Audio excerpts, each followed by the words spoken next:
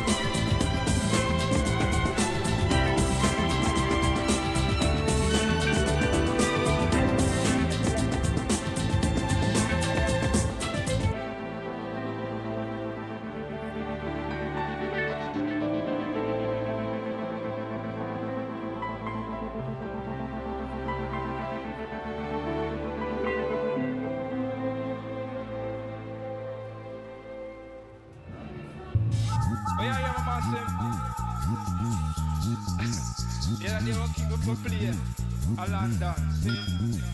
And just because I play this same tune, see, it earns certain sound boy.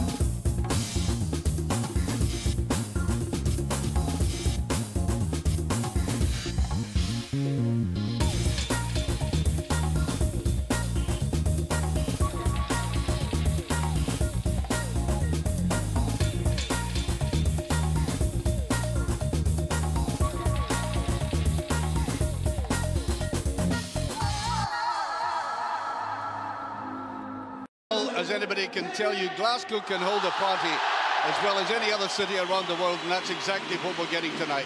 Yes, there is a football match, and of course, we hope we enjoy it.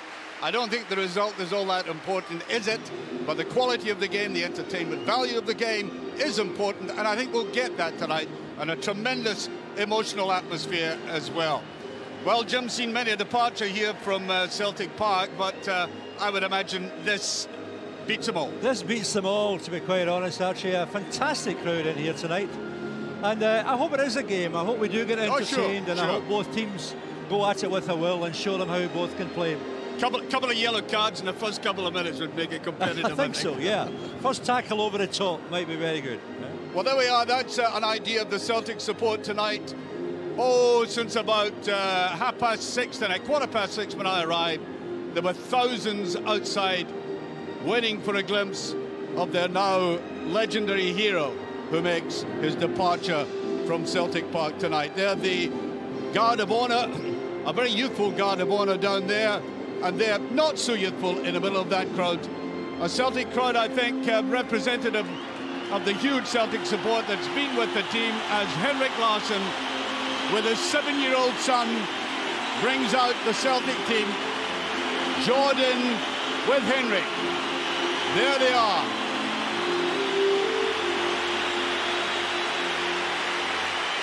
Jim, to be honest, he's got his side out of jail so often it's not true. Unbelievable, as recently as last Saturday when we were struggling a little, and there was only a slip by the central defender for Dunfermline, and then Henrick took the ball on and scored from a really, really difficult angle, you know? Well, there's a little boy who's, I think, developed a very good, strong Scottish accent, and I think it's going to last with him a long, long while as a memory, not just of this evening, but of the 7 years that this man has been there. 42 goals in a season when he was supposed to have a taste for leaving Scotland, gives you an idea of the high degree of his professionalism, and I'm sure he'll demonstrate it tonight. The opponents, I think we better mention them, Jim. Sevilla, who, by the way, paradoxically, have just pipped Villarreal for a UEFA Cup place in the very last game they played. Actually, it's a very big game for them tonight because they have the chance to play against a team which is now well known in Europe. I mean, Celtic are now a name throughout Europe thanks to our UEFA Cup and Champions League exploits in the last 2 seasons. And it'll be a real benchmark for them to set their stall out tonight and see how they get on against a team that was in the UEFA Cup final last year and reached the later stages of the competition this year. Yeah, just as Jim was talking, saw a very brief glimpse of Wim Jansen, the man who brought Henrick Larsson to Celtic Park in the first place. I remember the first game he played, he came on as a sub, he gave the ball away to Chick Charlie, Easter Road, who rammed in the ball, and the Celtic supporter, a very prominent one, said to me, what on earth have we bought here? Well, the other thing, if you look through the teams tonight, the one name that sticks out like a sore thumb is that of John Hartson, who is making his return tonight after injury. Obviously, he was not fit enough to be included last Saturday, but on a game like this, he has worked hard. With everyone who works at the park, like myself, has noticed him training on the park, doing 50-yard and 100-yard runs, and he's looking very, very good. The Celtic anthem being sung around Celtic Park, and I think the whole of the east end of Glasgow will be reverberating to that sound. Not to say the huge audience watching this game around Europe as the Celtic support, wide-flung as it is, will be enjoying this with mixed feelings. Henrick Larsson goes back to join his mates. I think the photograph before they actually get down to the famous huddle. And the Celtic supporters taking over. And I suppose it's the third farewell I've attended. I was last Sunday a week last Sunday against Dundee United, then the Cup, and now this game tonight in, I think, a relaxed atmosphere, but a relaxed atmosphere which I think will produce some good football. Well, I'm just impressed by the singing just now, actually. I'll let you all hear it.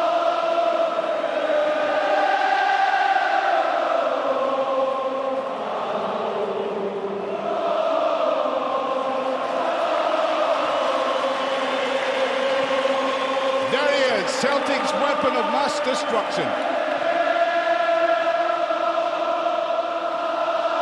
He's inflicted so much damage on opposition, not just here domestically in Scotland, of course, but around Europe and well. And now the game against a team that had just qualified for the UEFA Cup 6 years after they were relegated to the second division in Spain. They're now back to La Liga, and here's the Celtic team, Jim. Well, they'll play a back 3 or 4, you know, Balde, Varga, McNamara, Agathe playing on the right, out on flanks, Celtic Petrov, Lennon in the ankle roll in the middle of the park, Thompson on the left, 3 strikers, Sutton, Larsson and Hartson. And there's the Sevilla team tonight. They're playing 1 or 2 youngsters tonight. The great Baptista, who's the 3rd top goal scorer in Spain, not playing tonight. I think he's got a transfer request in. And there's the referee, Mike McCurry. Very experienced referee for this. So the game about to start. A memorable night. Off we go into Henrick Larsson's final game. Thompson. Back to a player who's had an outstanding season, Jackie McNamara. Varga. I think the Celtic players might find it difficult to pick themselves up. I mean, you've had experience, you've won everything or won the double, and they come here to play in a friendly. Do they keep that pace going? Yes, they do actually, because no team wants to get beaten on a night like this. Both teams playing 3 at the back, so the midfield will get a little bit crowded, but that gives the forwards a chance, 3 against 3 for the most part, and that gives us a chance for a few goals, which is what the crowd tonight have come to see, as well as Henrick's own performance. Here's Thompson to Lennon. And you'll see, I think, working very hard in Petrov, who I thought was absolutely brilliant on Saturday at Hampden Park, by the way. Real contender for man of the match in that game. Up he goes to Thompson, can't quite get there. Picked up here, Lopez, looking for a little bit of support. Need enough ball, but Balde holding his position well. Well, Agathe started with a blistering pace on Saturday at Hampden Park. Still minus that final touch as he gets near the penalty area, Jim. Well, I think he's one of these players that actually just does not know when to make the burst forward and to release the ball. And, you know, it's something that you can try and coach into somebody, but at other times there are some people whom you just cannot you know, give that kind of belief to. Beautiful ball by Larsson. Agathe could see that coming, advanced perfectly, still Agathe, and there's a much better ball across here, neatly touched away by Oscar. Well, they can move the ball about as you might expect. As a Spanish team a little bit slow there. Gardinos goes back to him. He could have put that forward, and I think the man playing up front, Magallanes, was expecting a through ball to him. He was in a good position. Yeah, that was quite a nice build-up. I mean, both are going to play nice open football, because although they don't want to win, they also want to enjoy themselves as well, actually, and you're not going to be dictated to by managers in a game like this. Antonio Lopez. Picked up there by player down here, Maranon. Jonathan Gould, of course, in goal. That was a poor ball by Sutton. Torrado. That's a decent ball as well. Played on that far side. And just over. Very good effort there as Hornos came in to try and pick that up. I think he was the wrong man, Archie. He should have left it for the guy behind him who was coming in to take it. We see it again here just now, but the man nearer the ball went for it, and there was a man coming in just behind him. Might have been in better position to get the header in. Right through the middle, just touched away there, playing at the back, Oscar. The other great thing tonight, Archie, is that, you know, normally in an end of season encounter like this, the pitch is in dreadful condition. Well, of course, beautiful. This one has just been relayed, and it's immaculate tonight. I think they both enjoyed that. Here's Lennon. Back to Larsson, just a little bit impetuous the way he placed that ball forward. Yes, Thompson in just a little bit heavy. Thompson, I saw him playing one of the first games of the season in Hungary when he played that pre-qualifying game for the Champions League, and one of the best games I've ever seen him playing. He really ripped the Hungarians apart, and he's been consistent this season. Yes, and we'll also see tonight, you know, at one time there was a considerable difference between the Continentals playing football and ourselves, but now everybody plays the possession game, and there isn't such a major difference. They're still better at doing the stop-start routine. We cannot do that. We seldom manage to do that stop-start. Beautifully played in just beyond Larsson. Good ball from Thompson. That's exactly the kind of service he's been pushing out this season. Balde.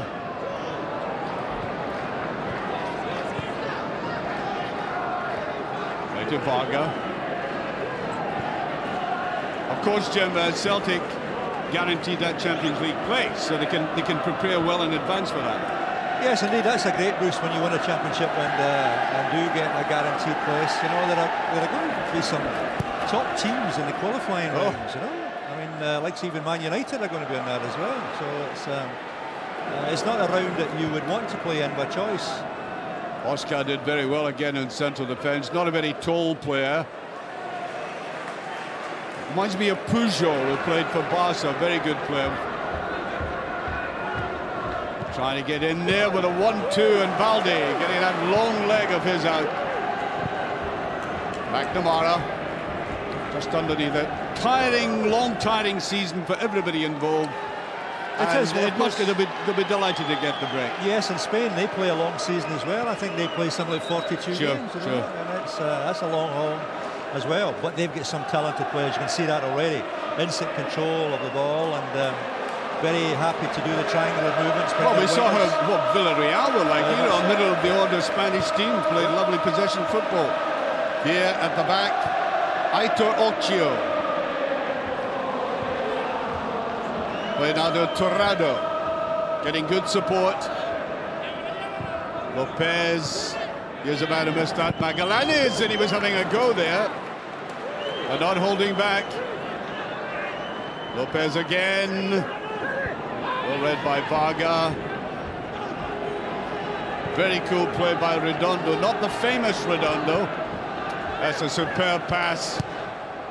He just touched away. Balde getting in. That's good football, Jim. Yes, indeed. Unfortunately, the Redondo you mentioned, I think, is just retired. Yeah, good player. He was a magnificent player, you know. Career damaged by injury, though. It was, he had ligament problems.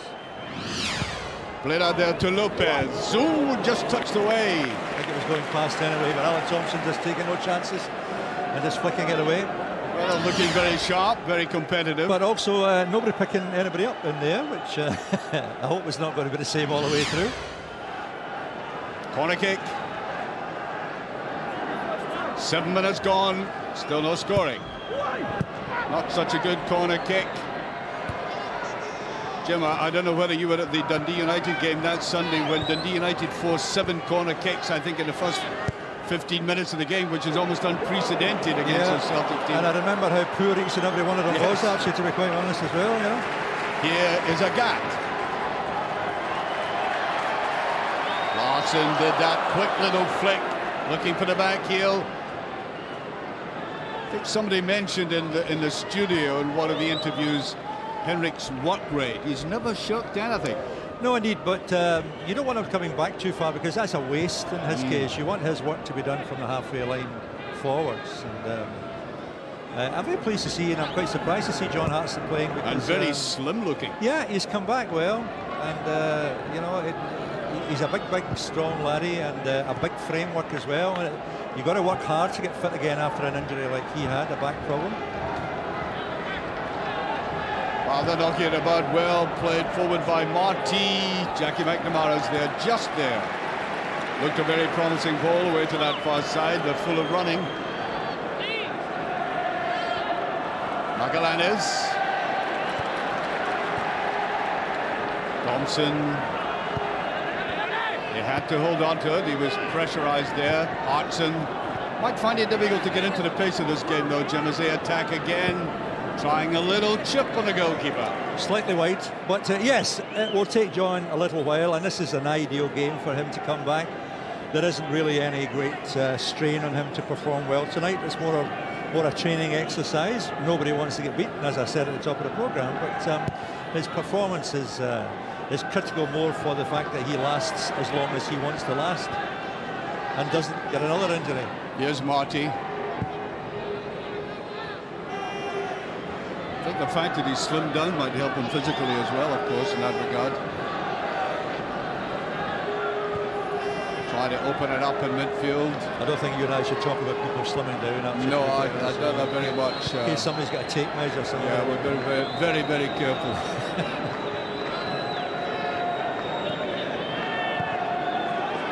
Good side, good moving of the ball. Torrado.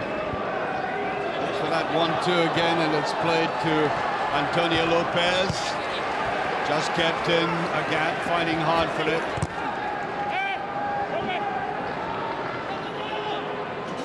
Balde once again, another corner conceded. He had to go in. They look very tricky on the ball. Well, you can see why they've done so well this season, actually, because they look very much like Villarreal in the way they move the ball around and have the confidence to take a man on. Corner kicks aren't all that great, though. No, it seems to be a feature of Celtic Park these days. Petrov. Yeah, he was fouled. Still full of running. I think the basis of Petrov plays is great physical condition. I mean, he's very tough. If you say somebody's tireless, it's almost like damning with faint praise, but it really is very influential in midfield. And of course, he has a big summer as well, actually, because he's in with Bulgaria in the European Championships, and they could do well, Bulgaria. That's a better ball. Hartson tackled very quickly. Now Petrov, one of these runs of his. I think he hit it just a little bit too hard. It's offside by several yards there.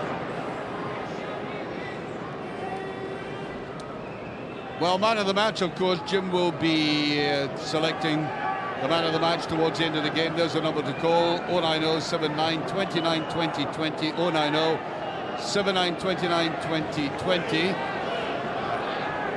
And emails, of course, tv@celticfc.com. There's no emailing of the Celtic defence at the moment as Balde pushes. Free kick.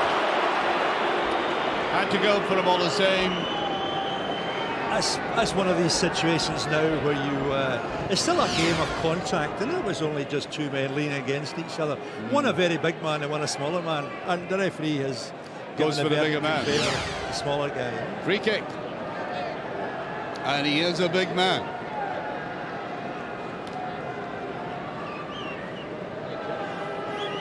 Magallanes to take this. Up comes Aitor Ocio. Right into the heart of that defence. Playing it down. That will be the shot at goal. Shot taken there by Redondo. Margot's at the dugouts with information. Quite quiet down here in the dugout, Archie. Steve Wolford's the man in the charge at the minute. John Robertson and Martin O'Neill aren't with him here by his side, but all eyes, of course, though, on Henrick Larsson. Fans enjoying every minute so far. Trying to get that ball through to Hartson again. They're down here by Torrado.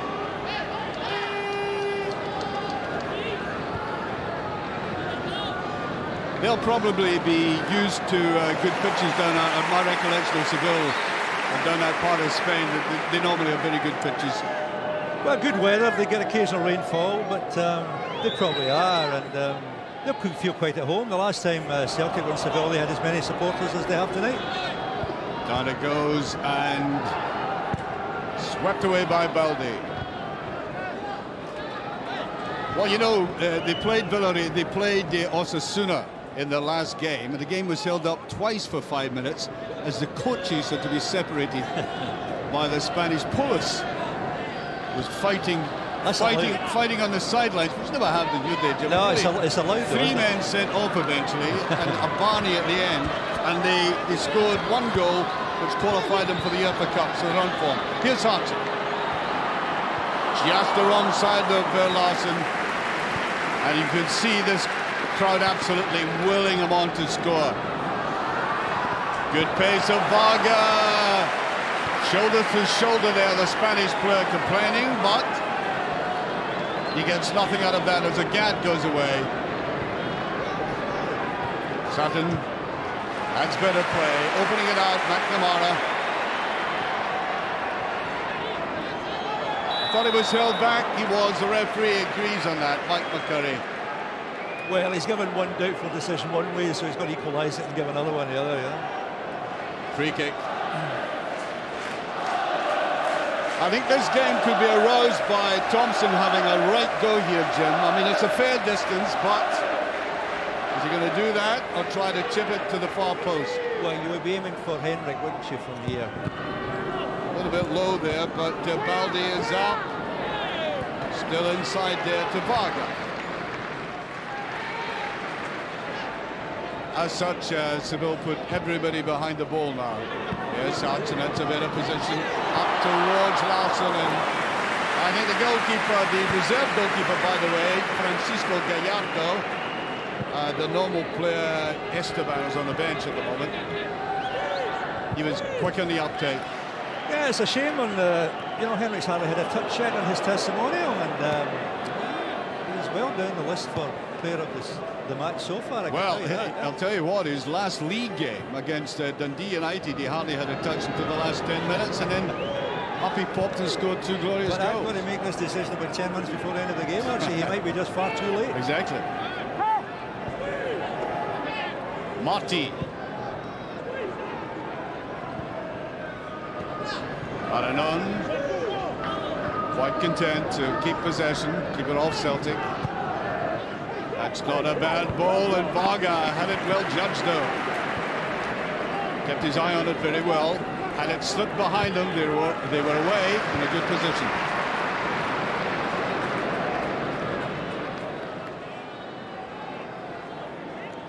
It's a good game for us to get used to playing a continental opposition again. You know, we will start again next season, the Champions League draw quite early on, and we'll be up against teams who play that way, where they're quite happy to string passes together, waiting for an opportunity to attack.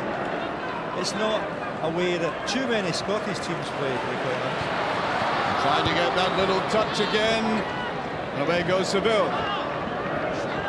Then a ball played forward, Gallardo's. Well, they're right having a go, I'll tell you. Good thing to see in an end-of-season testimonial game. Yeah, great fun, but he's another one that's not getting the man of the match award either with a shot like that, to be quite honest. So the numbers are less. There's still a chance for Henrick.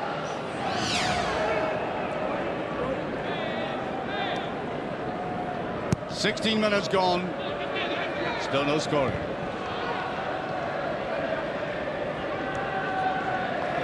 Out there to Thompson. Here's Larsson. Dragging players towards him, did that well, waited until they had descended on him. Just a gentle little poke between them. Balde missing out completely.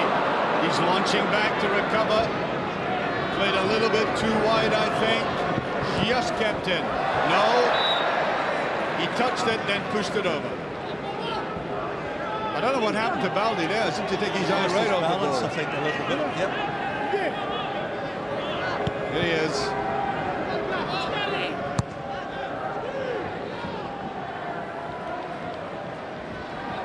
Easily picked up by their defenders and nodded back there by Redondo. Redondo came through the youth ranks for Seville. We need either a goal after a very high tackle because the crowd are very, very quiet. Yeah, very sedate now. Yeah. Both would be quite fun. Well, they might also be having a gift here. That's a free kick now. It's almost as if he said, let's find out if the crowd's still awake. Here's one for you. But that's a free kick. Oh yeah, that's livened things up a bit.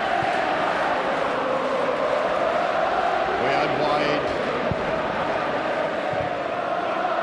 Not a bad player, this number 9, Magallanes. Picked up 3 against 3 at the moment. Once again he has a go. He had a man outside. Magallanes, Yeah, he had a man outside him completely unmarked, and he had a crack. Do you know, one feature I find of modern football is that nobody shouts at anybody anymore about it. See if I had done that with the guys I played with. And you did it often, I have to say. My recollection from about 7 different people, you know. would be pointing out, you know, that they were in position to receive a pass at a time like that. Now by Hartson did well to get his head to that one. One in the head, I think. One in the head, yes. Down went Ocio. Yeah, looking a little bit dazed. Challenge there with Hartson. Yep. They'll be all right. Oh, it's amazing how quickly they recover when the whistle blows. Yeah, here's a class there, Jim. Actually, I think it was a drawing back of the hand. Yeah. Yeah, the Welsh are allowed to do that, though. It's the rugby team does it all the time. Get away with it. Nice long pass, but not deep enough.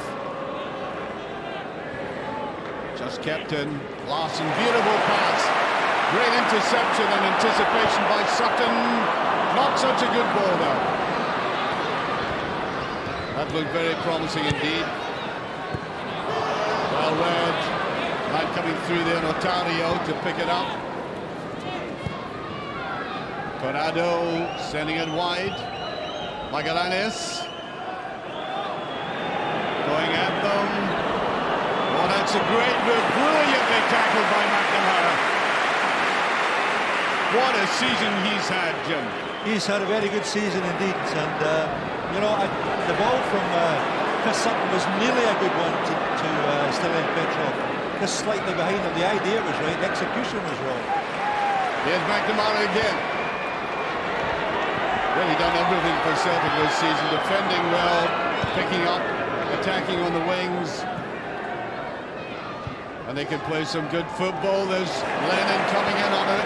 This is out though.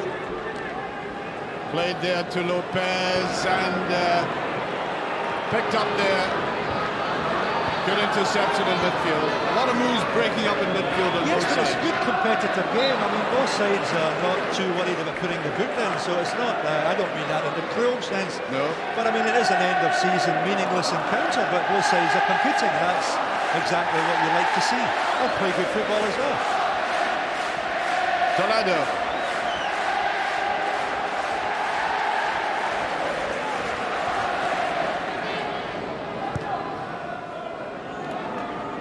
Remarkable thing about Sevilla with that tremendous stadium of theirs is they had financial troubles. They went into a desperate situation. They were relegated, but they picked themselves up well and are now back in Europe. And as you say, Jim, they've all got ambition out there, so I don't think they're taking this all too easy.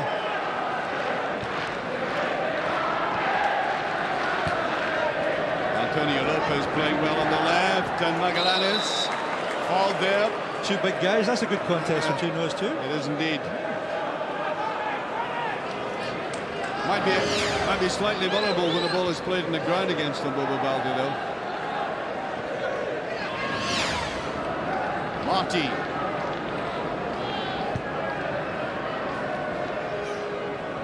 Good position on that far side. Hornos.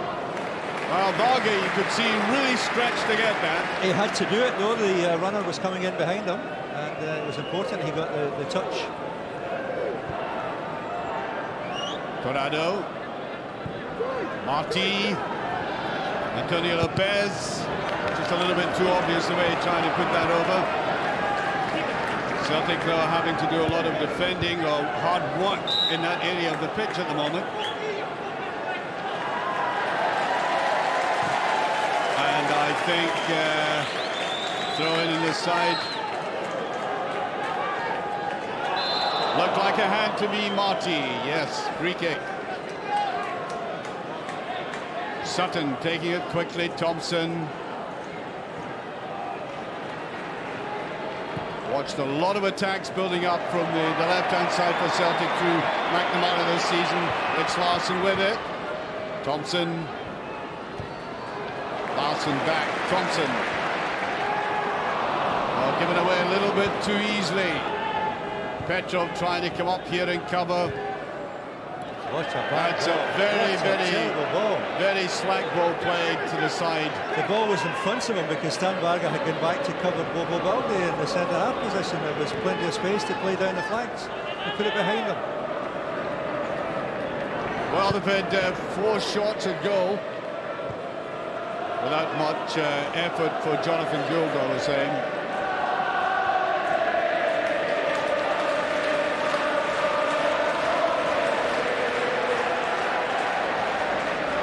Here's Agathe. Oh, he does very well. A lot of perseverance about the way he played that, but a lot of players about him. He's got his freedom, and out it goes. There's Sutton trying to go in, and I thought he was fouling the goalkeeper. He was. Free kick. Better move by Celtic. Well, it was a good run by Didi Agathe. Didn't really have control for most of it, but he certainly got a cross in at the end, and Chris Sutton just couldn't get enough power on it. But we do have to try and get it behind the defence as often as we can. They've done it. They've done it fairly well on a number of occasions. It's the final pass that has let them down. There's Varga. Trying to send that ball out to the left again. Thompson, if he can get going, get that left foot of his going. Celtic can penetrate any defence. Now Petrov. That's the run in from that area, and I think he was... Well, I think he was hit by the player. I think accidentally the hands went up, but it's back here actually. It was Bobo ran into Agathe. Bobo ran into Agathe, I think, which is a bit of an unequal contest. I think we can see that just now. Yeah, I don't think you'd like it, Jim. I mean, he's a big fella, and I think I don't know whether it's a twist or not. He's going to try and get up. No, that's the Petrov one. That was a pull on him, yes, and I think he got it. That really did hurt him. But away in the background, as this was happening, there was that collision between the two Celtic players. Meanwhile, free kick to Celtic for that challenge on Petrov. Just under 20 minutes of this first half remaining. On a beautiful evening, very balmy. Early summer evening in Glasgow, but we need the temperature to be raised on the pitch. Could this be it? Hartson! Good header. Oh my God! Yep. You can't ask for more than that. So no, he got it on target. He might have thought about nodding it back across the face of the goal, but at least he got a powerful header in and on target. Well, he's been out of the game for such a long while. I think scoring a goal at Celtic Park might have been in the back of his mind as well. There's Balde with it. Again, Celtic unable to keep possession effectively in midfield. Played wide, and this player keeps coming up. Torrado. This is where they fall down after the final pass is not good at all. Redondo putting that in, and Balde takes absolutely no chances. That was a very, very good ball played in, and the big man just played safe. Yeah, good header, but they're a bit disappointing in the final 20 yards or so with the final pass. I mean, that's meat and drink to somebody of Bobo's size. I think I should point out that Sevilla finished 6th in the Spanish league to gain that UEFA Cup place. Now then, the referee having a word with Thompson.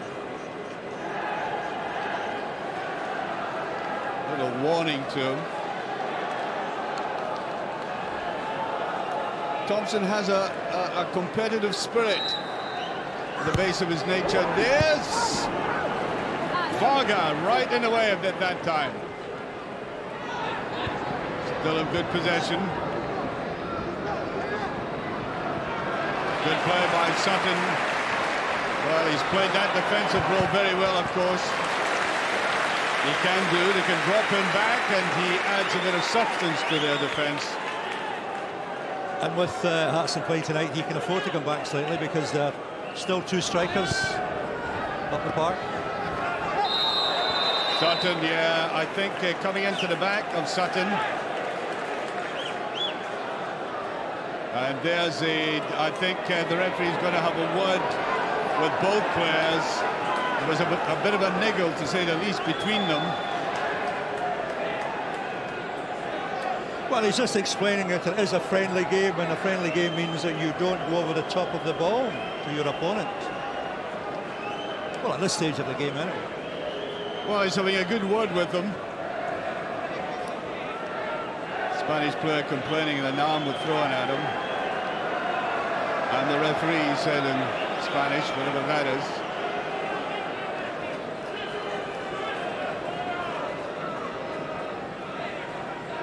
There we are. A Spaniard from the Gallardo. It's looking well.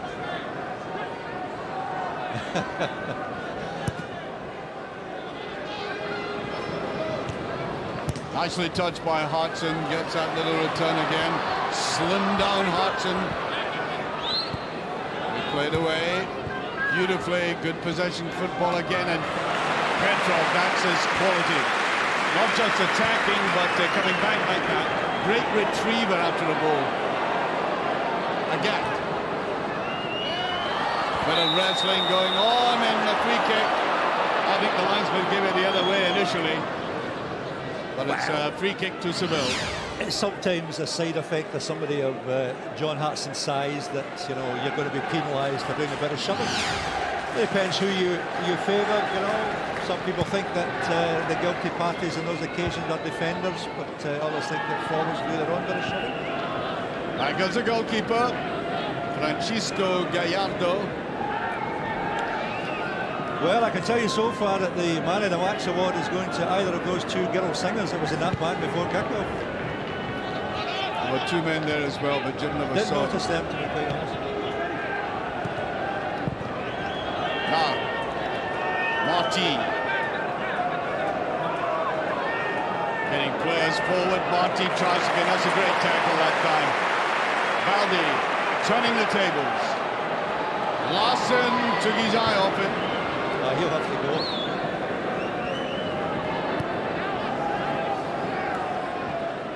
Neatly inside. Well, he's got a few minutes to redeem himself. He has. He's not even on my list for Man of the Match so far. God. There's Larsson, that's a bit of ball. Tries to get his shot into goal. He can't though. He's been closely marked. Spanish players certainly know all about him. Agathe. Balde coming hard at it again. I think he was being pushed, yes he was. Free kick to Celtic. Good contest between those two though, actually. It's Well, man of the match again. Jim will be making that award later on in the game. 090 79 29 2020. The email, of course, tv@celticfc.com for any messages you wish to send to us. A beautiful play by Petrov. And when they do something like that, the inevitable happens. Up they go. That was a lovely turn. Just a beautiful turn, and defender went the wrong way completely, you know. But like a good defender, left the boot in just in case. Well, I think he's going to be a very notable player in the European Championships. We'll keep our eye on Bulgaria and see how they perform. Thompson to take this free kick. Bit of pushing going on in the box as there normally is nowadays.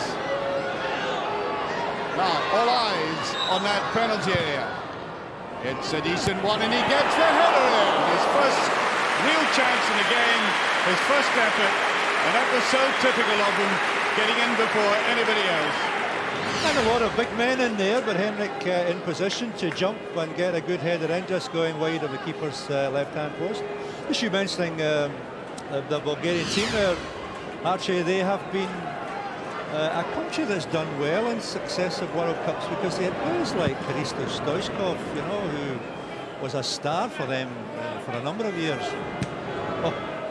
Well, that was adventurous to say the least. I think Lennon coming in at the back just slightly put him off, but they're willing to shoot on sight. Balde. And Malgo is at the dugout.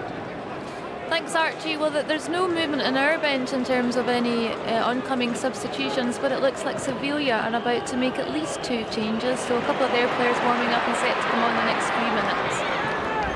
And they have the ball away down there, slightly pressurised that time. Oscar back in defence.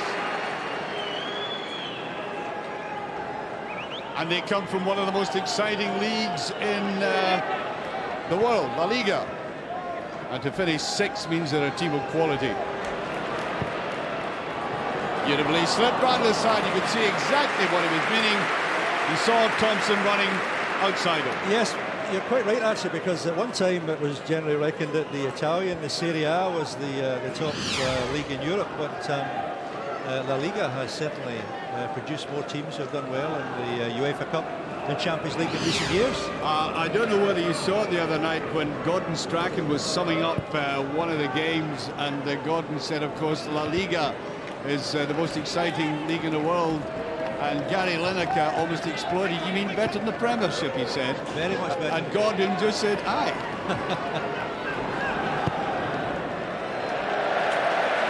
Well, slightly put off there by Gallardo. He saw Larsson coming in on him.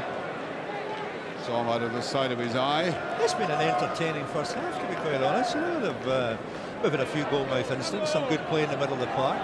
Final pass has been a little bit disappointing on both sides. Exactly 10 minutes remaining of this half. Petrov trying to get it, Sutton trying to get that back into the penalty area. Agathe. Back to Balde. Petrov in a little bit too hard that time. Throw to Sevilla. Well, he's taking it seriously anyway, isn't he? Still in, because he's put a shift in already tonight, and I think that's all he can do. Well, I think that's I his nature. admire his you know, work rate and dedication.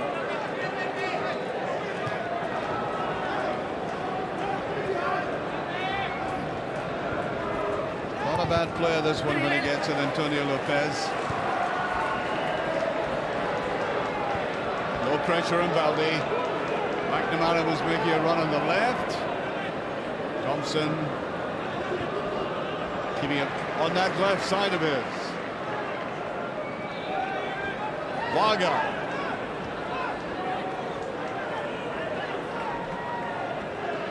Lennon almost at walking pace. He's being hampered again, makes a mistake, trying to retrieve. And does. He came back very well that time, Agathe. He's brought down. Free kick. Francisco Gallardo brought down. I think that's a problem for us also. We can dither about in our own half sometimes and suddenly lose the ball and put ourselves in a difficult situation. You know, we have to play quicker from there forward, get the ball over the halfway line, opposition half. Free kick in a good position for them. I don't think they look particularly strong in the air, given what Celtic have at the back now with Sutton, Balde and Varga and Hartson all in there defending. And Larsson as well in the wall. And it comes, trying to play it square. It doesn't come off. Player at the back there, as I said, Maranon, he looked very much like Puyol. Slight slackness creeping into the game at the moment. There goes Larsson, he needed a little bit of support. Far too obviously put down that side. Now, Larsson has come back a little bit deep. I think he might be suffering a little frustration, Jim. I mean, I think he really does want to show something to this crowd. You would think that he would love to score on in tonight's game, wouldn't you? And Petrov. Hartson has fouled. Free kick. He wanted to take this quickly. Well, there's been a little edge to the game. One or two little niggles between some of the players. Well, he's actually playing a strange system, because very seldom since John Hartson got injured have we had a possible 3 strikers up front. We've always had 2. And, you know, probably Henrick's getting caught up in the fact that there are 3 possibilities to knock the ball up to rather than just the 1. Well, I think surely they must give this to Larsson to take. I mean, I know Thompson is there, and it's on a side that favours him, cutting in with his left. But if they're going to play tight against Larsson and the crowd want a goal and he wants a goal, well, seems like it, but Thompson is there. Yeah, they want Larsson to take it. You can hear it in the crowd. He's obviously looking to bend it round the wall on the right-hand side. The keeper is away over at the far side, and he's in a strange position because you really can't see that ball where he's standing. Larsson, Thompson, both of them hovering. It's Thompson with it, straight into the ball, and another free kick right on the edge of the box, right on the 18-yard line. They made the break from the defensive wall very quickly there.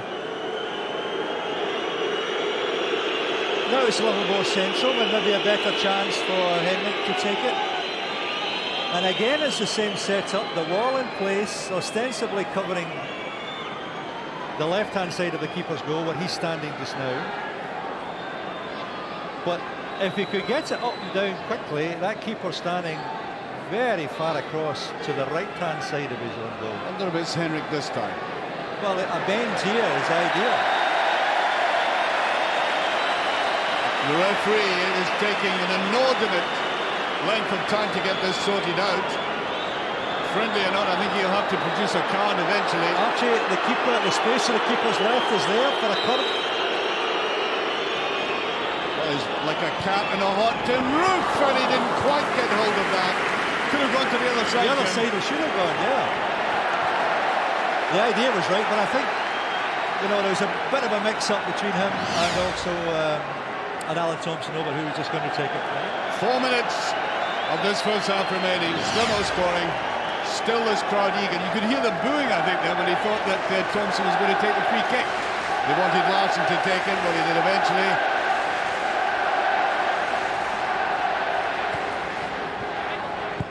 But it's been competitive enough. I think this team are really going at it. As Jim suggested, the final ball has been a poor one, but they're playing to win this game. Not just here on ceremonial duty. Hartson.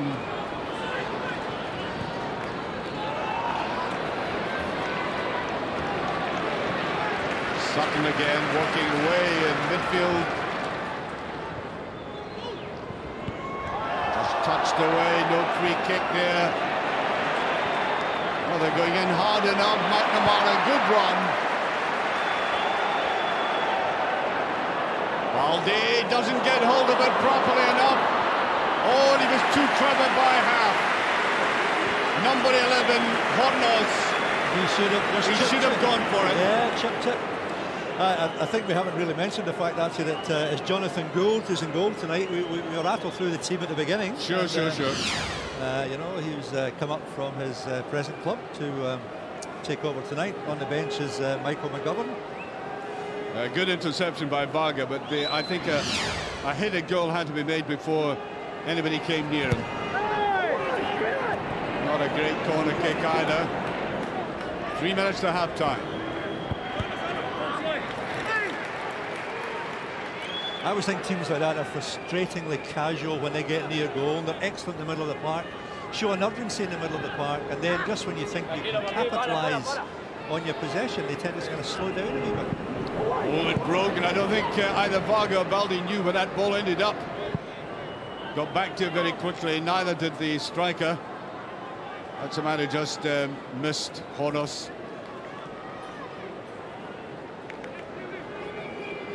Well, they have only 2 players in the penalty area at the moment.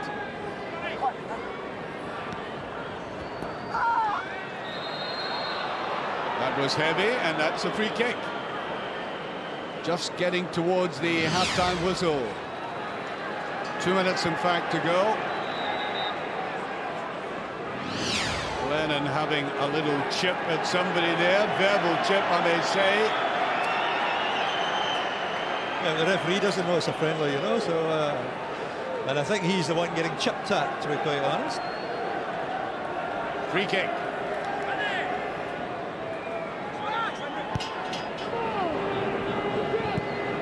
Out came Lennon very quickly.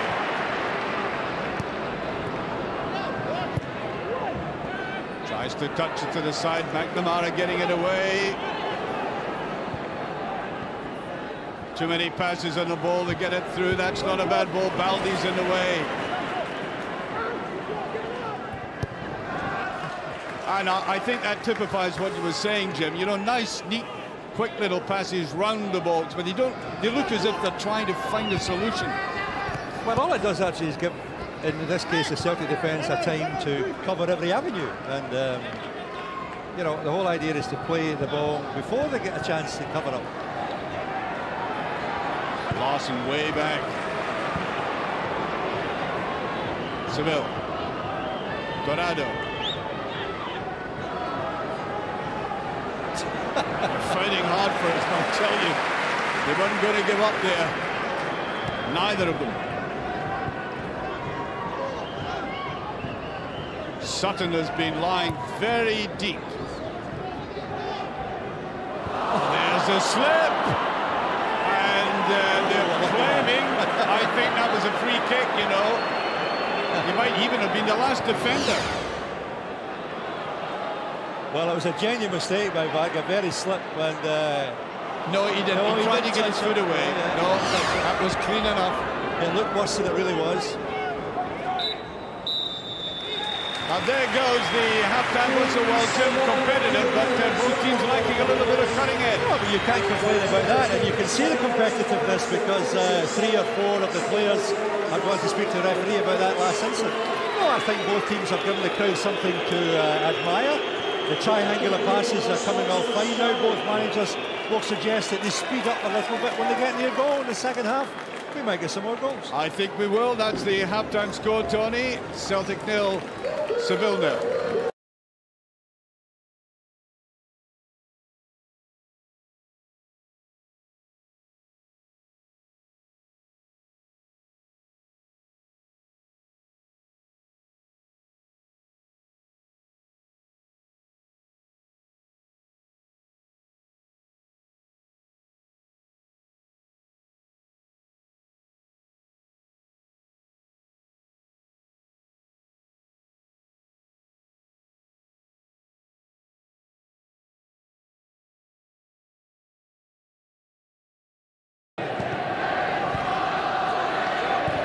Still can't get going all the same, Jim. No, we're getting bogged down in the middle of the park. Both teams in actual fact getting bogged down in the middle of the park just now.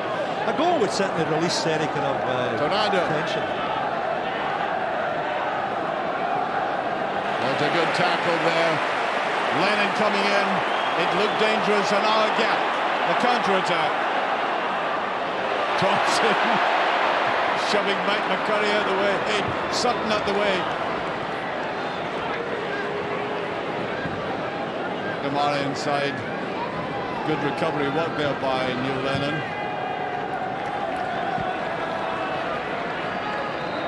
Lying very wide on the right there that time, Petrov, and picks up the return. Is he going to get round? He's fighting hard for it. Yes, they're not letting him away with anything. He's not going to be getting any gifts, I don't think. No, but isn't it strange how teams can show so much control and accuracy in the middle of the park and be unable to thread a final pass through a defence? It always fascinates me, that. And again, a little bit careless that time, Varga. No, not coming off. Petrov high up with the boot. Free kick. I think they've come to some arrangement in the dressing room before they started, both teams, that they won't give the defences hard times, actually. Looks like that. It just looks as though they'll play in the middle of the park, but they won't play any further forward. Antonito. McNamara. Well, he's a combination of pace and a good physique. Goes in hard and fairly all the time. Varga. Plenty space for Balde. Petrov. Keeping possession, Jim, but not making any great progress. Varga caught there and wasn't very happy about it. Oh, yeah, there's the booking. Yellow card there. Had to be. And I thought there was going to be a little Yes, nice justice skill. meted out. And he got caught right on the knee, Stan Varga, which is why he's limping at the present moment.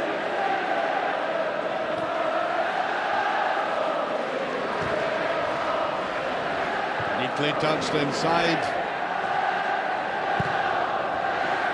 There's the pace of Balde, has to come for that. Jonathan Gould, who's not really been called upon to do anything sensational. Now Hartson tries to chip the goalkeeper. I think he was right trying that. Try, yes. The execution was fine, just the height's wrong. Another yard or two up in the air and it might have gone over the keeper's head. A little bit of pushing going on there.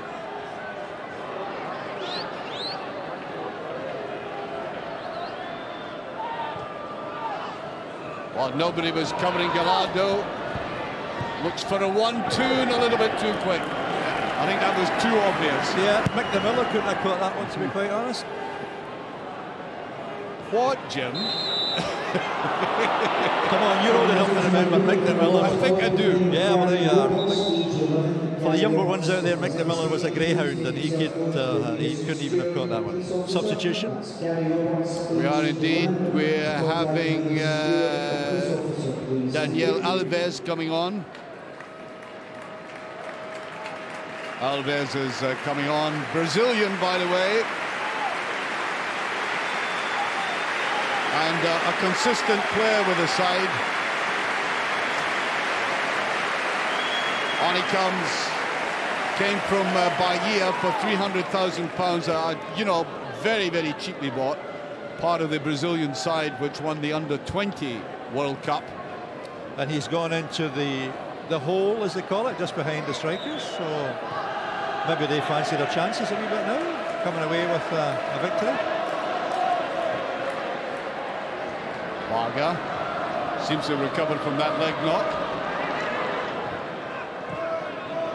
Has to play better than that all the same. Played out wide, McNamara trying to track back. Redondo. Alves.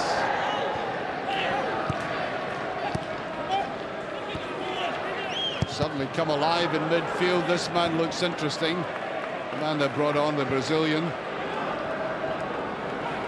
Nice little ball there played. Now Agathe. Well, they're watching him very closely, and I think he's beginning to wander a little bit now, trying to get some freedom. Well, he gets ball.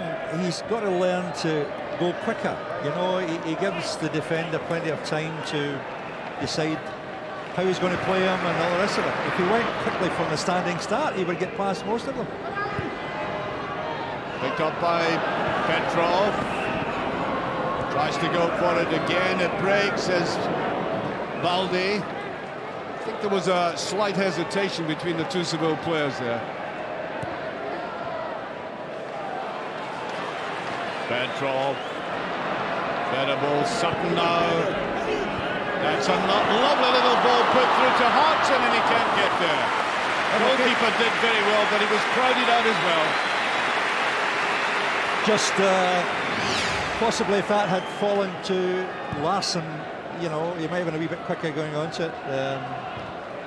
But a difficult chance, to be quite honest, actually. You know. There's Thompson, that little nudge forward again, not coming off.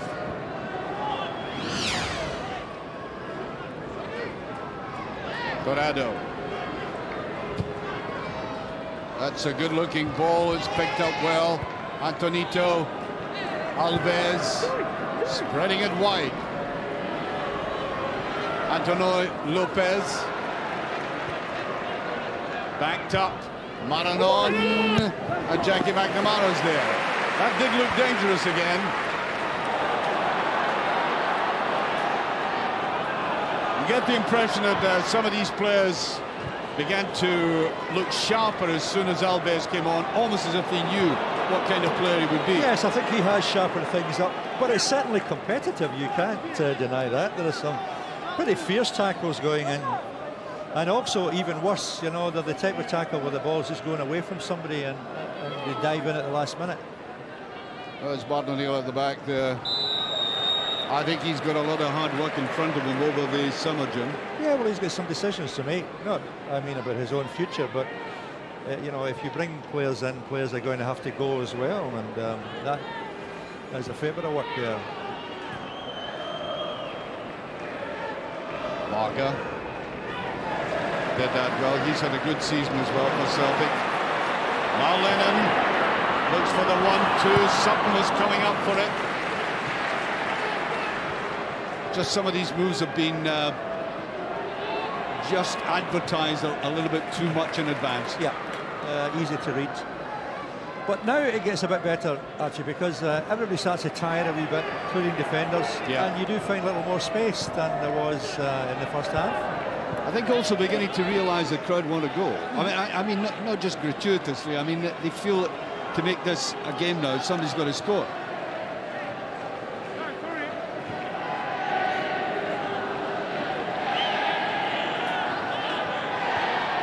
Foul throw to me by Agathe, but the referee let it go. Could it be played wide left? It is. Jackie McNamara. Now Lennon. Plenty of space there. The Seville team have only left one man up, Antonito.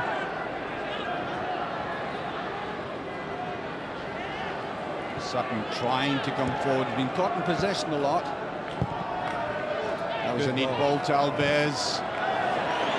Offside, yes, but I'll tell you, it was threatening, Jim. Well, he certainly looked it, but the linesman seemed to be, or the referee was very slow to react, one of the two. But man of the match, remember, Jim will be selecting that towards the end. 090-7929-2020. And email for any messages, tv@celticfc.com.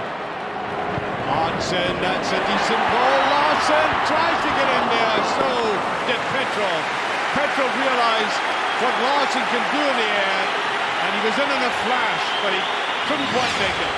Great timing in the jump by Henrick to get the header down, and they've taken a quick corner. Played across again, and it's there! Sutton comes in to break the deadlock. Celtic are 1-up. And we've played 13 minutes, almost 14 minutes of the second half, and they really look fragile as he went up menacingly. It's amazing how after all the sweet and talented play we've had, a simple cross into the middle, Chris Sutton gets up in front of a defender and nods the ball in. You know, you must think that at that point that the goalkeeper should maybe come off his line and take it there. Apart from anything else, Jim, I think this might open the game up just a little bit. You know, Seville might want to come forward and not be just as heavily defensive and try and save this game. Don't know what he meant there. I don't think he meant that, though, actually. Actually having a shot from 50 yards, to be quite honest.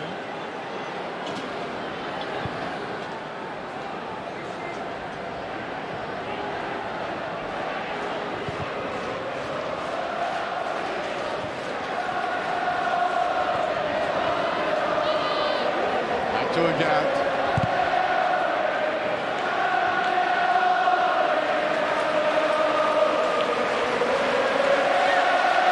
There's Martin now down in the dugout area.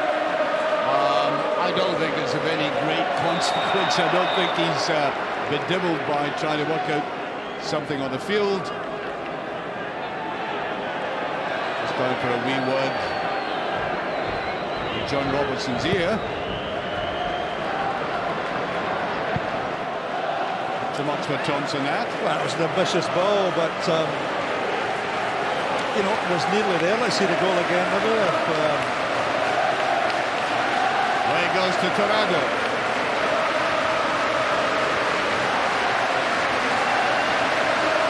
Tries to get out himself. Lennon saw the danger. Comes on the line and does it well. He does.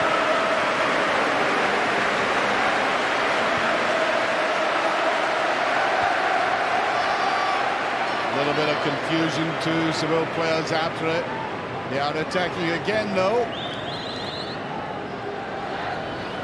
That's a free kick. Sutton getting right in the way. Well, I can hear the goal again just now. Yeah, just a simple cross into the middle from Neil Lennon, and a question of because Sutton getting up between two defenders, and really I would have thought if I was the coach I'd be expecting a keeper to come and take that. There's Torrado, and there's a shot again. They certainly like the long shot. Margo's near the dugout.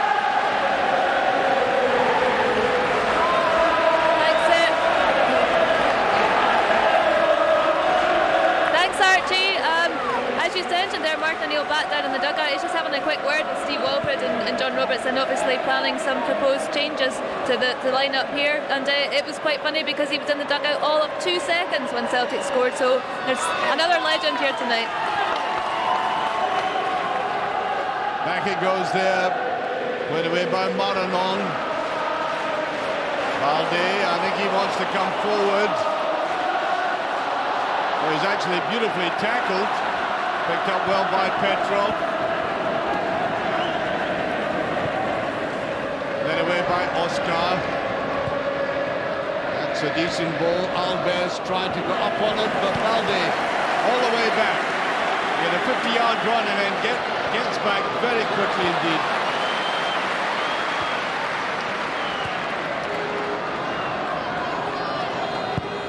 Varga is usually very good with these long cross-field passes.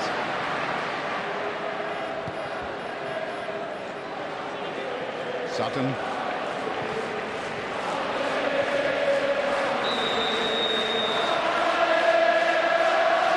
Wondering if there will be any substitutions. I think there will be. It looks to me as if Stephen McManus is going to come on. Well, and there might be two of them. Sylla looks as if he's getting ready as well. We could do with some substitutions. The game has gone a little bit into stalemate. Bring on young McManus. I hope Momo Sylla comes on as well. And I'd like to see Jamie Smith come on. Varga does very well in the air again.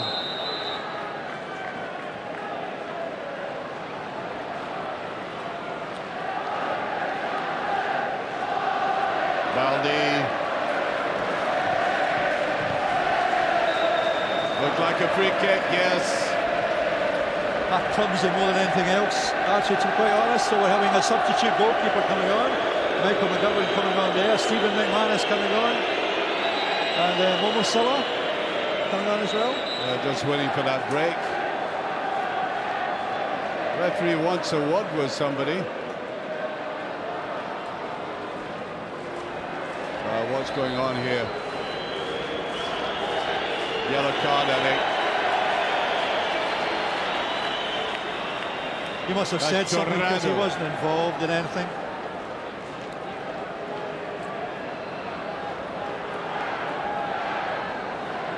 Torrado getting a lecture there. And I think, yes, got a yellow card for that.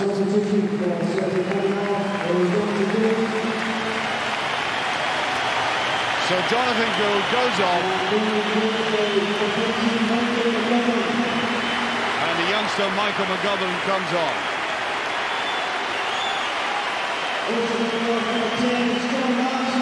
Now Momo Sylla to come on as John Hartson goes off. And also Stephen McManus coming on as well.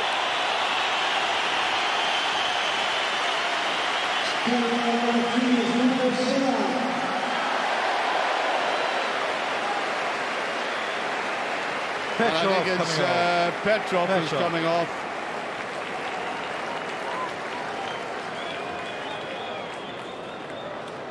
Oh no, it's Bobo. It is Bobo. Yes. Coming off. Yeah. They had the wrong number up there.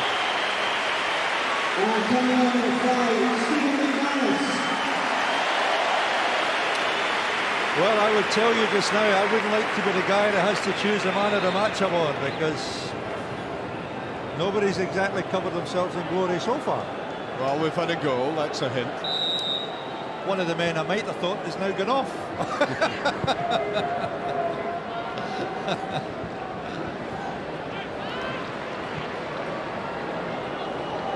Here's Sylla.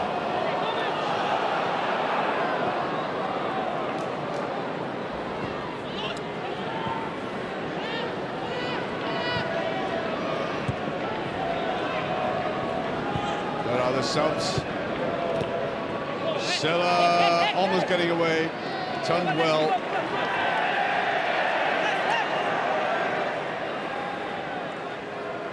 This will be taken by Agathe. Not seen too much of him in this second half. Playing well within himself.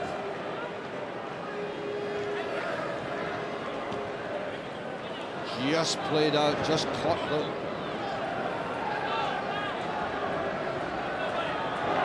Obviously quite skillful on the ball, but given away. Now Larsson, no, just shot with it again.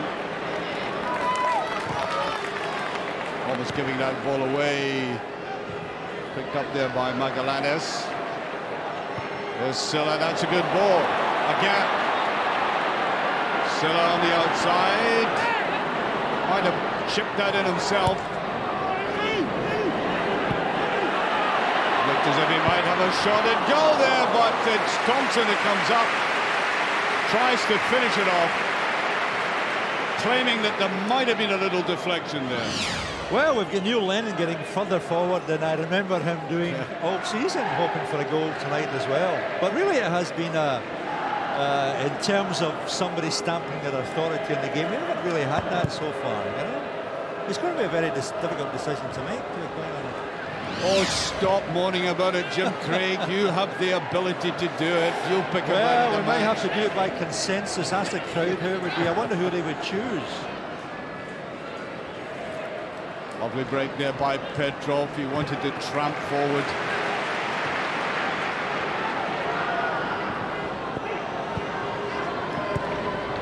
Nice little flick to the outside. McNamara could read it well. He had started off on that. Lennon. Yeah, better play by Celtic. A little bit more fluid. Like that, for example. Lennon. Now then, that was late, and it's a yellow card. Redondo unceremoniously brought to the turf.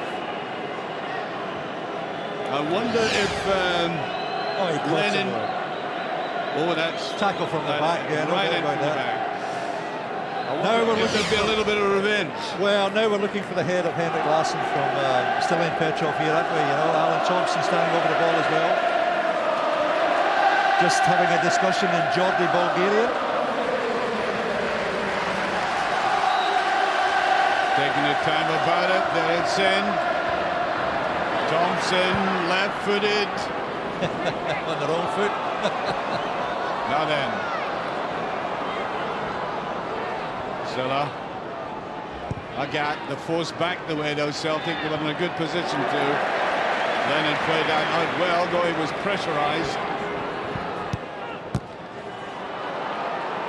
I think that came off Sylla. Yeah, getting a bit bogged down actually sometimes. Is, yeah. You know, we've both sides need to open things out a wee bit. They were much more attractive to watch in the first half, and since the interval, they both get a bit bogged down in the middle of the park.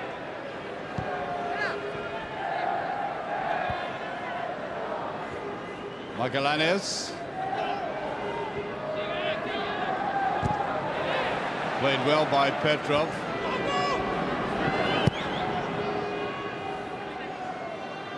There's Alves up after that.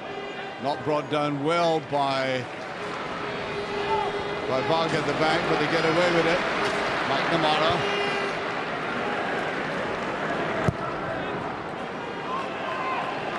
Now then, Thompson. A little bit time to think and send it forward. Petrov tried to get there. Alves. Given away again rather easily. Magallanes gets that away though. Redondo.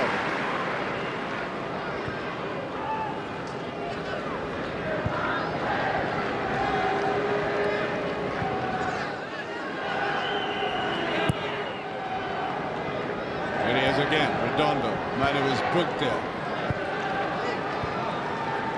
Kind of aimless procession of passes run midfield. It is, isn't it? And now we've got a chance. Now it must come forward. That's a free kick. He could have got it forward. You know, bit of needle again there. Well, you can't follow their determination, can you? They're determined to make a game out of it, you know. But the thing is, actually, what they shouldn't be fighting there. They should be fighting up in the opponent's half. They're 1 goal down, and they don't seem to be too enthusiastic about getting the ball forward. Another substitution, somebody limping off. I think it'll be Pablo Alfaro who's coming on. And Magallanes is off. Now, there's an interesting player this man is coming on. He holds the Spanish record for the player who's been sent off most ever in the history of Spanish League football. So we have not had a sissy enter this, that's for sure.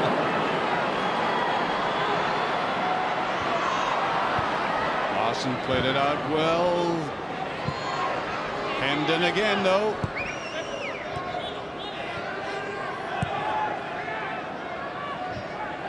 Play by McManus.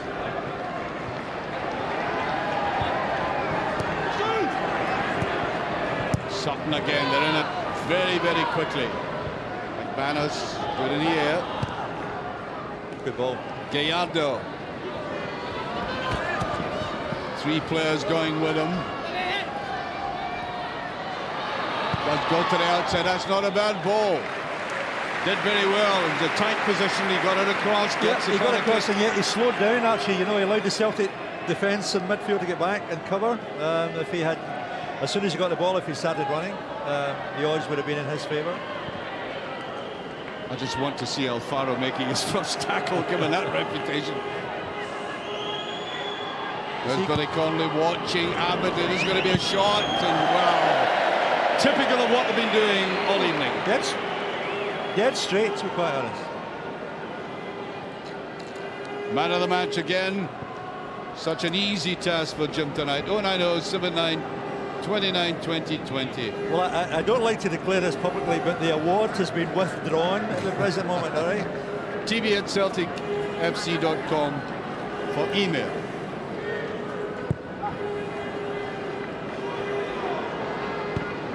That's a push. Well, the referee didn't think so.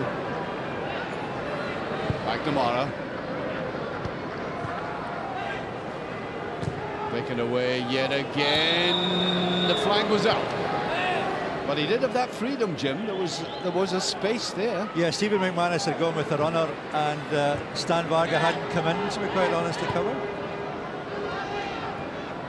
They're knocking the ball about well, but it's all very deep. So much in midfield. Not constructing anything near goal.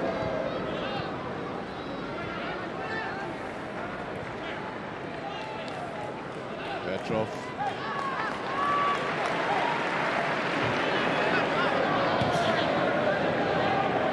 Now McNamara. There's another free kick. Tell you what, it's very hard down there. There's Oscar, livid about something.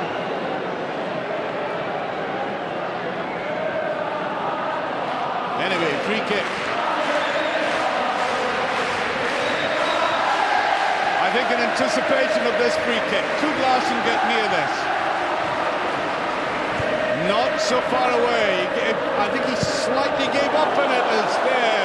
An unusual, if not unique sight. A 30-yard shot.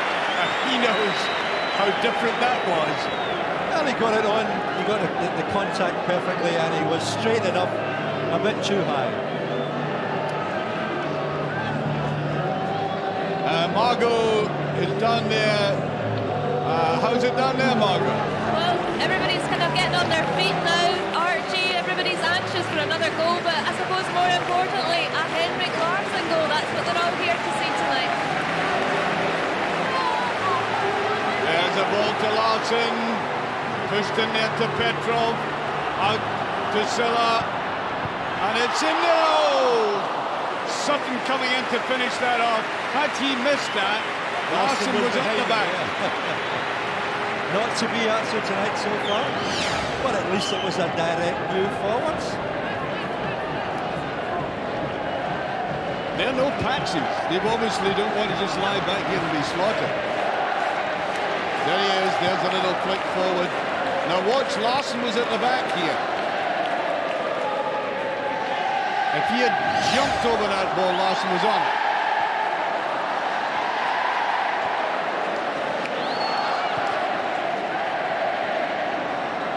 Antonito. Almost left the ball behind.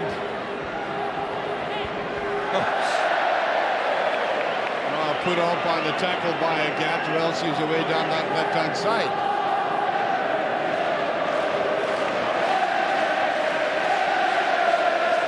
Up to Petrov. And out of play. A little bit innocuous that. That looked like a foul throw to me.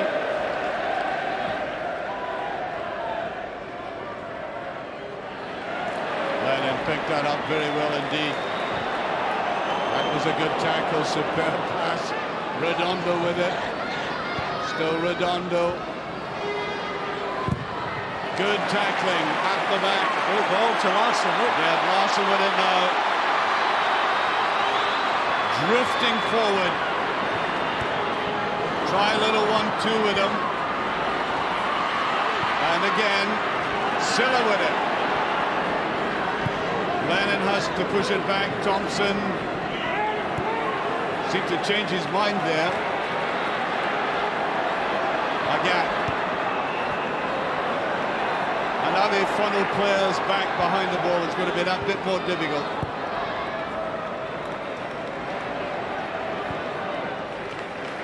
McNamara giving support. Yeah, they did have an opportunity there when they broke away. Agathe. That's a decent ball, and just tucks away.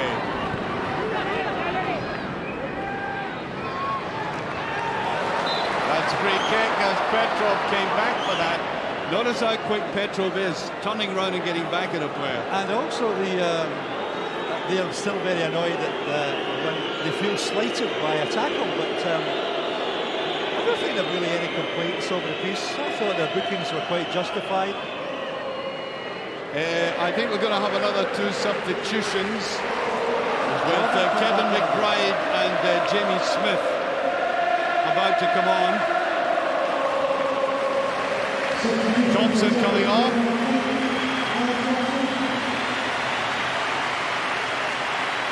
And on comes Jamie Smith.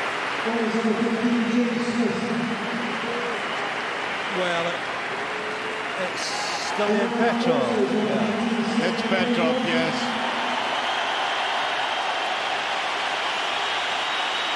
Very affectionate little touch there between the 2 players. And on of the youngsters, the new generation. It's a night to remember for a long time, actually. Yes, indeed. 60,000 people watching his inaugural game for Celtic. Trying too many Celtic players on that time. Sylla.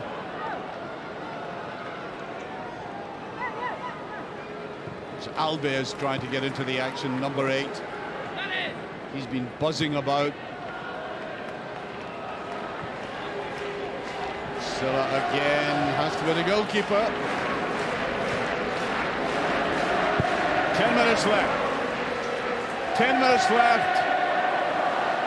A 7-year period where everything has been achieved by this man. He has now 10 minutes left in his famous green hoop jersey. Well, some of these young guys could make a name for themselves actually by just, you know, scoring the second and decisive goal on a night like this. And you would like to see somebody just take a chance to come forward from the middle of the park, have a crack. Nervous looking, thrown out by the goalkeeper. With McNamara, bit hemmed in, and the young goalkeeper who's now there, Michael McGovern.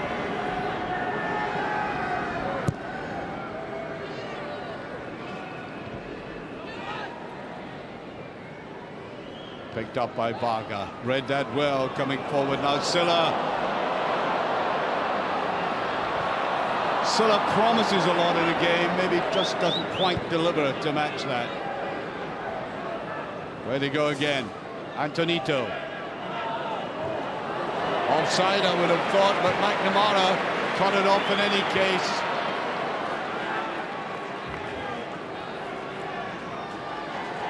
Nine minutes remaining, and it is clear what the 60,000 crowd want tonight. You just want that special goal. Yeah, you couldn't imagine the game finishing without a Henrick goal, could you, to be quite honest, if you were planning it beforehand? Well, here's another opportunity now, a free kick. Well, how often have you seen them, not just this season, but over the seasons, where Celtic have been finding it very hard to break through. They get a free kick or a corner kick, and then suddenly rising above the ball, there was that head just glancing it away or thundering it away. Well, the crowd would like that just now, actually, to be quite honest. Lennon to take.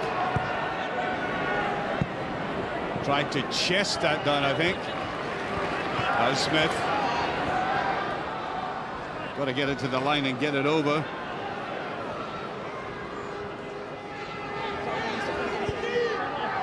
Sutton giving him support. That's a good ball.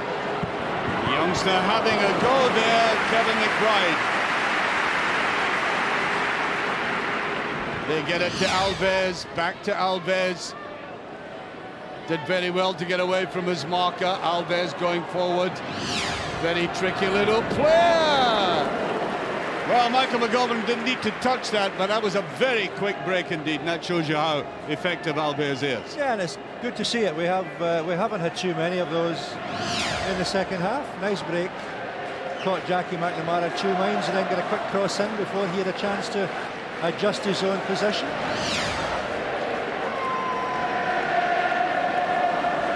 Seven minutes left.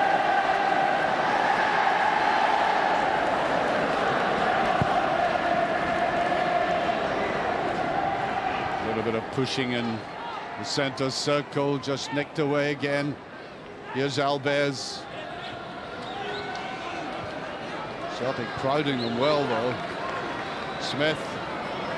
Free kick, and he was well away there too.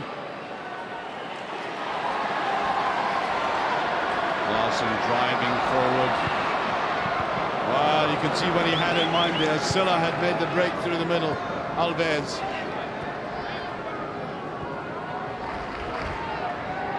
Well brought down. Sylla coming back to defend. Neat little ball through. That's a great tackle there by the youngster. Antonito. Well, Markov though played very, very coolly by McBride out of that. Himself a man down actually over there. Yes, there is indeed, and they played the ball out. And as soon as he plays it out, he gets up. That's Casquero. Just about 5 minutes remaining. There won't be much added on time. And he'd be desperately keen to finish in style. Having said all of that, Jim, I mean, he played his last league game, scored 2 great goals, won the cup, virtually won the cup. I wouldn't say single-handedly, but almost on Saturday. That's not a bad way to say cheerio. No, I think a goal tonight would just be an icing on a cake. He's done his bit for us, to be quite honest. Well, I believe now it's my choice of not quite yet. All right, okay. Now don't be impetuous. You've been moaning about it all night, so just don't be rash about it. Just be very careful. Here's Alves. Tell you what, Jackie McNamara has had some game tonight. Here's Smith.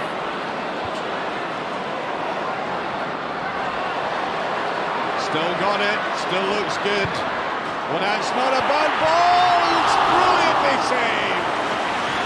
He was almost there, and he liked that. He liked it. He appreciated it. How close could he have been? Mananita. Redondo. That's a good ball. Still not over. Still the attack on Gould here in this side. There's a shot. Trying to come down. They've crowded him out though.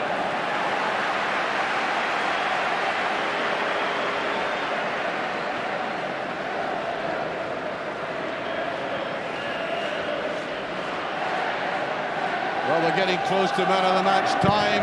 I'll be bringing Jim in a second about that.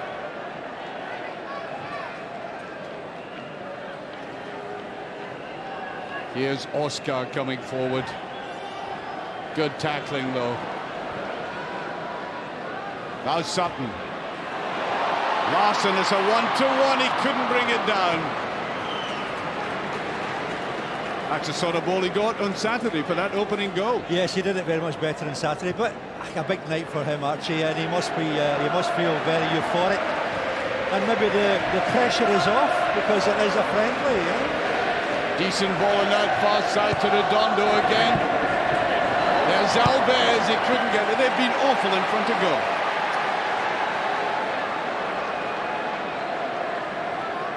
Okay, yeah, well, right, Jim, give us that man of the match now. Well, creativity has been sadly lacking tonight, so I've gone between two players who have worked very, very hard for the cause and have seldom wasted a ball. Neil Lennon, first of all, and further back than that, Jackie McNamara, and I've gone for Jackie as man of the match. There we are, there he is, Jackie McNamara is the man of the match. He's given us a typical game tonight. He has. Played like that all season. He's hardly wasted a ball, to be quite honest. And Paul McMillan is the winner of the competition. Well done, Paul. As we see a corner kick with just about 2 minutes remaining. Well headed away by Varga. Will be played back out to the left, I think. Putting a little bit of pressure on here. Won't be surprised if he has a go. Well, he really struck that one, that's for sure. That, didn't he? Yeah. Very little in the way of backswing, but got the power, not the direction. Looking down to see if there might be some added time. Might be getting an indication. Looking down at the official. 2 minutes, I think. 2 minutes of added time. So you can't say about 4 minutes of this game remaining.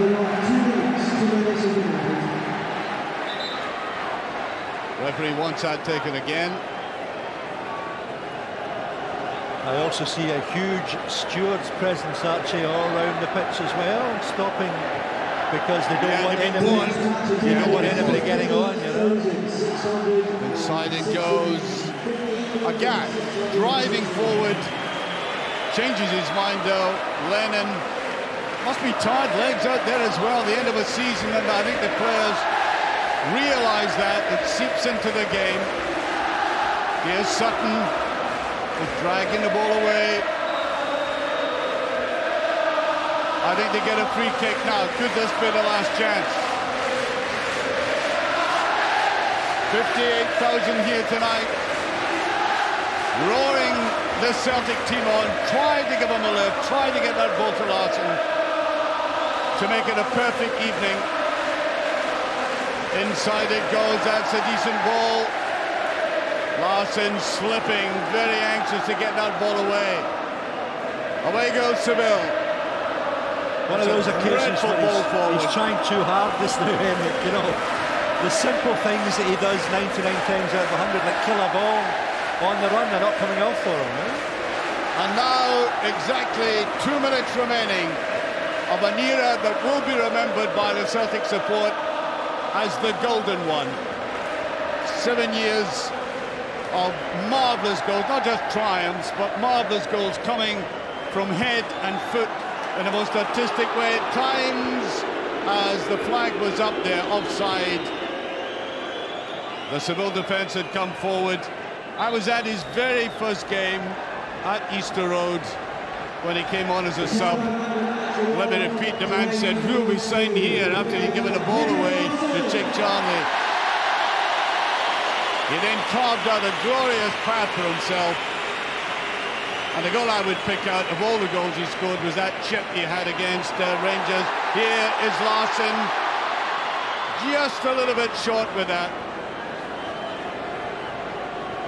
Against Conterman and against Klaus when he just casually chipped the ball under pressure. We're into the last minute. There's a lot of pushing going on, and Sylla didn't like the attention. just being restrained. Can you imagine the fag end of the season, if you like, was stubbing out the season now, and they're still at it. They're still in flames. Well, it's a tribute to the competitiveness of both sets of players. So, free kick. Again, another chance. Sutton, down it goes, and I think there was a bit of pushing going on. Free kick. Free kick indeed, as we come to the last 10 seconds. The countdown for a glorious era. It is all over. Henrick Larsson has played his last game for Celtic. The crowd are on their feet. They've been singing the anthem, cheering him to the echo. A night that will never be forgotten, a year that will be emblazoned in the minds for a long, long time. Young kids will always remember this man. There he is, Jim. Well, you know, a competitive enough occasion, both teams showing signs of a long, long season. Goal-scoring opportunities few and far between. Celtic took one of the few that was an offer. But tonight was a tribute to a man who's given 7 years great service to Celtic, with a number of goals that you could look back and say those were wonderful occasions. And that's what the crowd came to see, to pay tribute, not so much tonight for his performance, but what he has done for the club. And there he is, centre pitch, receiving the adulation of the crowd. Henrick Larsson, he lived out my way, and you know, he was a quite lad. I remember a famous game that Rangers were playing in the league race.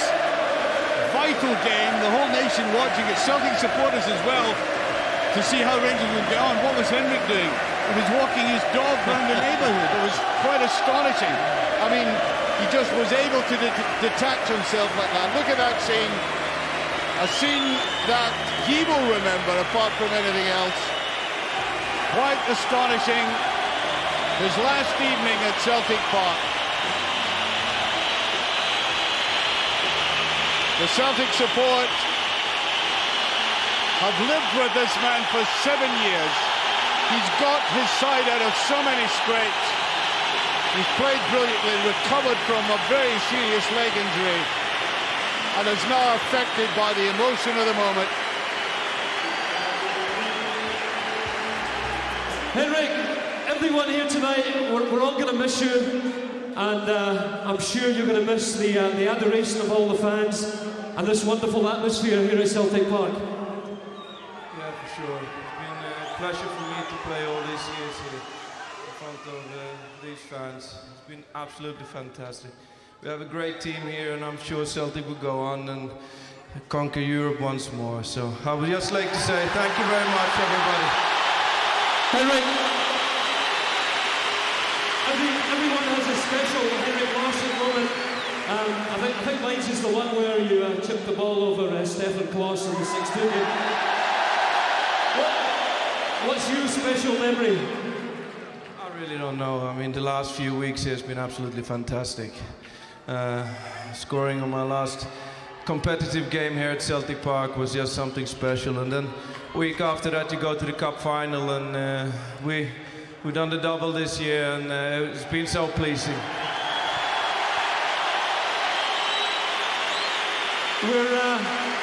We're all going to be rooting for you when you're over playing for Sweden at the Euro 2004 competition. We're going to be right behind you. And we want to wish you and your family all the very best. Thank you very much. Thank you, all of you. Thank you. There we are, that's Henrick Larsson going back into it. And I'll tell you what, Tony, as the result didn't mean all that much, to be honest. To imagine a Celtic team without Henrick Larsson is like trying to visualise New York without the Statue of Liberty. And Tony, that's going to be difficult. Thank you very much indeed, Archie, Jim, Craig. We're going to see some more pictures. We heard from Henrick Larsson on the pitch. We're hoping to hear from him again with Margot very shortly. In terms of the game, Tom, we got the result. It wasn't quite the fairy tale ending because it was Chris Sutton and not Larsson that scored. a chance at the end there where I think it was a great ball in from Jamie Smith and typical Henry header, I'm sure we were talking about early on, but unfortunately the keeper lost his sense of occasion and didn't let it in. OK, let's go downstairs very quickly and join Margot, who is with a very emotional Henrick Larsson, I can imagine. First with the news of his new 4-year deal at Celtic, Margot. Not quite yet, Tony. Henrick, how are you? Because this is it really now. We've been building up to it all season. We knew it was going to happen, but now you've done it. You've played your last match in the hoops. Are you all right? Yeah, I'm all right. Obviously, the Dundee United game was something extra special because that was the last competitive game here at Celtic Park, and then the cup final. Was nice to play the game tonight here, but I don't think the game really got going today. But it's absolutely fantastic. My 7 years here, I could never wished for anything better when I signed on for Celtic in 1997, and it's been fantastic. And this club definitely have a place in my heart. 60,000 people almost turned up here, Henrick, just to idolise you. I mean, that's amazing. That's so special. Yeah, it's special. It's really hard to put into words what it means to me. I think a lot of my emotions went out on, especially as I said, against Dundee United. Tonight is something extra special. I mean, you can still hear the fans singing out there, and it's absolutely fantastic. And I've been very lucky because it could easily have been the other way as well.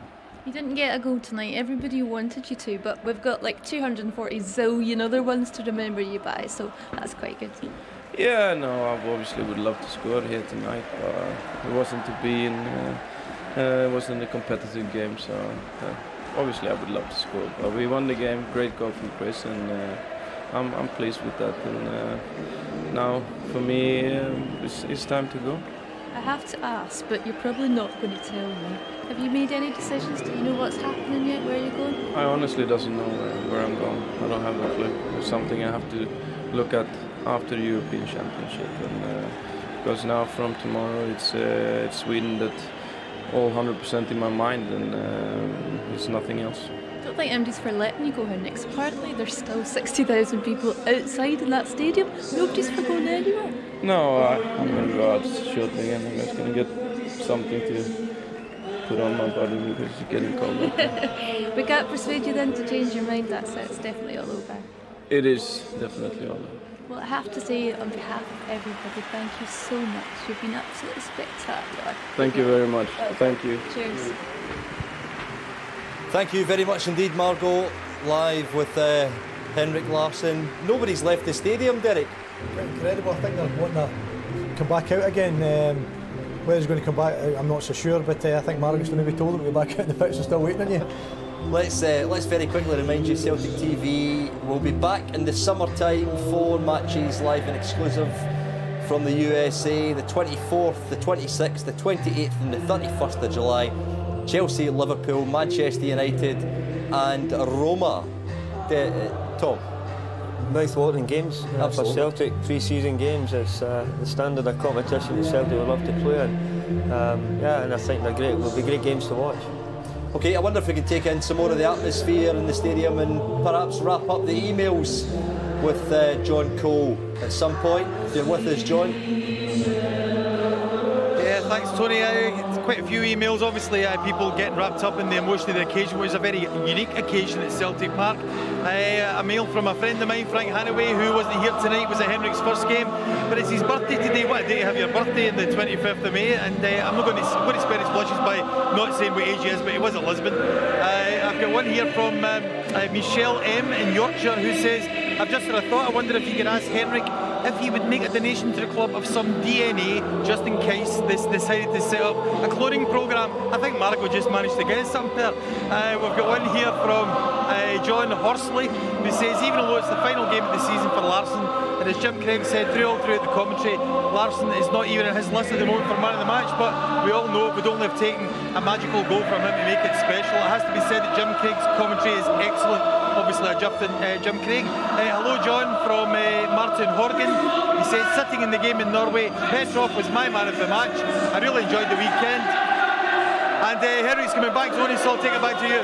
Thanks very much indeed, John. Let's. I don't think this crowd, 60,000, or just under 60,000 here tonight, Derek, I don't think they're going to leave until they get another wave from them. Celtic Park that are still here. It's now after 10 o'clock and we're still here waiting to Henrick come back out. I think it's just a huge appreciation of the guys.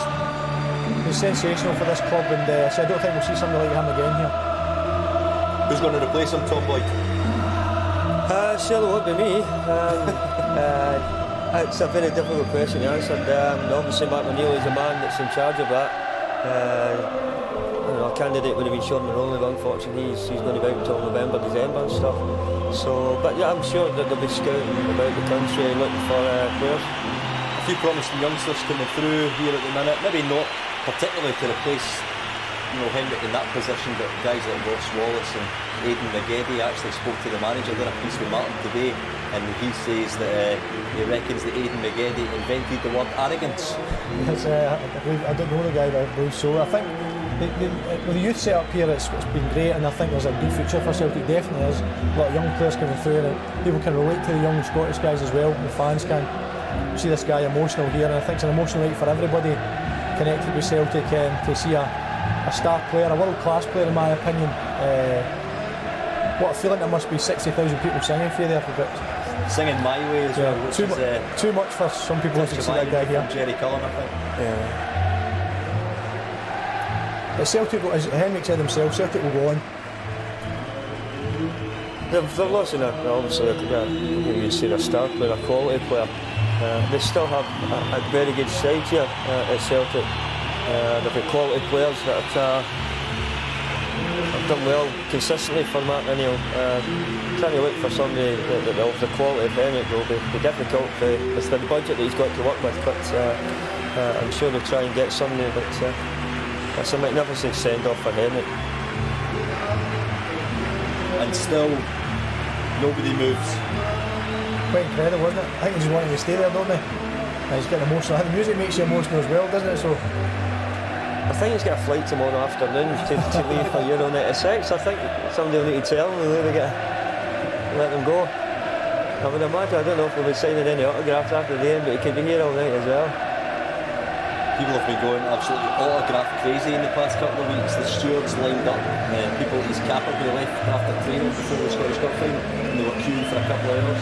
I've experienced something as well. They've certainly queued up at my door as well to go and ask him, could you ask Henrick for your autograph and stuff like that, I've been the biggest pest. Told you my favourite player can get Henrick to sign this thing, is it? Well, for a couple of them, yes.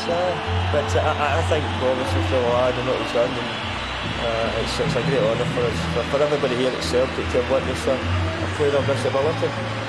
And people criticise Tony that the Scottish game at times is not competitive enough. A world-class player like him playing in this league, but he stayed for 7 years, and I said earlier, to get idolised with 60,000 people every second week. What a feeling it must be when you're scoring goals, and it's a great place to play football, and obviously Henrick appreciates it, and they appreciate him as well. And the Magnificent Seven theme gets another airing. The last ever airing, I would imagine. I would have thought so. I certainly hope he doesn't come back to hunt us in any capacity. It's always on the cards, straight into the Champions League next year. Could be a chance. I'm just glad I'm not playing anymore, because I used to get that too often with Aberdeen, and this was that tune going on. So I'm sure that was when it first started. Was it an Aberdeen game when it first started? So this first goal against the Winston and I think he's actually his first goal at Celtic Park was against Celtic. It was an own goal for Tyrrell. I do remember that now. I think he was standing in the goal line or something from a corner. But we won 6-3 that night. Oh, what a night that was. That was a classic, as I say. And not only is it an emotional night for him, Tony, but it must be really emotional for his wife, because I got to see he loves Scotland, and his son's brought up here as well, so it must be a big night for them as well, and I've got his family and everything. It's amazing he's got a Scottish accent, good job. Absolutely. Fantastic. Thank you, Henrick. That banner said there, obviously. That's all it is, it just sums it up, it's for what he's done to the club. Just a simple phrase, and it's just a thank you for the memories. He's just in front of the traditional Rangers end at Celtic Park, the Lisbon Line stand, where we saw that banner, of course, today, the anniversary, 37th anniversary of Celtic's finest hour, and Henrick Larsson and co came so close to emulating that success just about a year ago now, in fact, in Sevilla, of course. Yeah, they were obviously very unlucky on the night. It was a very difficult game, and for Henrick to score 2 goals and still not win the game was hard for the team. I think he's going to more tears as Henrick makes his way back in front of the main stand where we sit this evening, and he's going to see him stick his tongue out there, and I think his mum or his dad had asked him not to do that. I don't think they like that celebration, you know. I think they'll be telling him off tonight. He's going to make his way up the tunnel for the last time as somebody throws a hat on for him.